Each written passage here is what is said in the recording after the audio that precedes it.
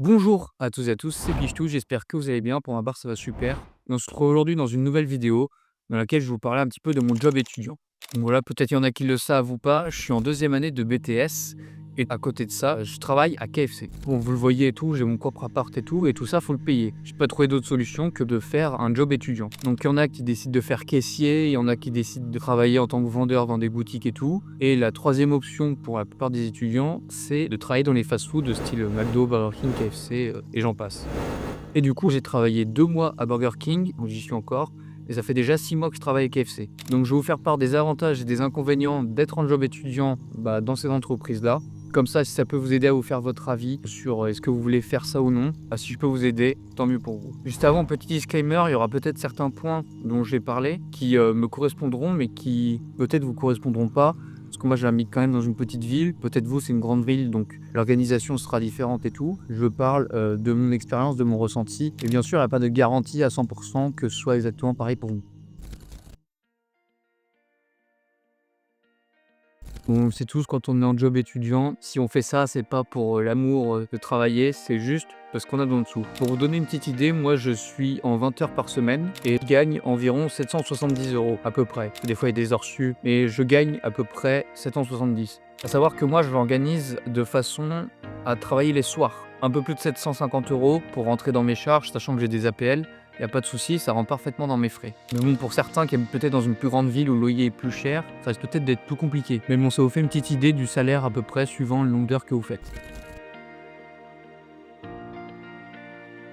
Le deuxième avantage, c'est la flexibilité des horaires. Dans le sens où moi, je pouvais travailler que les soirs. Ils comprennent le fait que tu es étudiant. À Burger King, c'était très compliqué, ils voulaient pas comprendre, c'est pour ça notamment aussi que je suis parti. Mais à KFC, ils prennent bien en compte le fait que tu es étudiant et du coup, ça fait que un jour où tu as un gros contrôle le lendemain, ou tu as une épreuve de BTS blanc ou quoi, ils essaient de t'arranger pour que tu travailles pas ou que tu fasses moins d'heures ou alors pour t'inverser avec un collègue.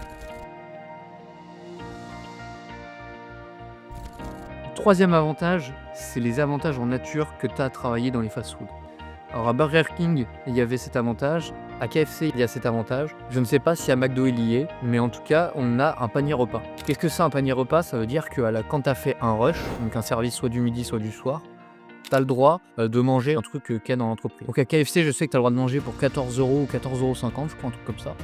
Et à Burger King, comme c'est quand même un peu moins cher, tu as le droit pour 11 €, je crois, un truc comme ça. Donc bon, c'est vrai que tu manges pas de la bouffe de ouf, parce que du coup, tu manges fast-food, donc si tu as peur d'avoir des boutons sur la peau, faut pas faire ça. Mais en tout cas, ça te fait quand même ça de moins à faire à manger. Et on sait, quand on est étudiant, que faire les courses, c'est chiant, c'est compliqué de rentrer tout le temps dans ses frais pour certains. Donc au moins, là, tu es sûr que tu as 20 repas à peu près dans la semaine ou le soir. Tu es sûr que tu pas besoin de te faire à bouffer et tu es sûr que c'est pas déduit du salaire. Donc c'est quand même plutôt intéressant. Maintenant, on va parler des inconvénients. En ce moment, moi, je fais 19-23 heures tous les soirs. C'est-à-dire que tu rentres chez toi, le temps que tu te douches, que tu manges, que tu te poses un peu et tout machin, c'est facile minuit. Le lendemain, t'as cours à 8 heures, t'es fatigué. Alors bon, tu te dis ça va, j'ai un peu de sommeil, mais moi, ça fait 6 mois que j'y suis. Je sais pas combien d'heures de sommeil j'ai accumulé que j'ai pas dormi.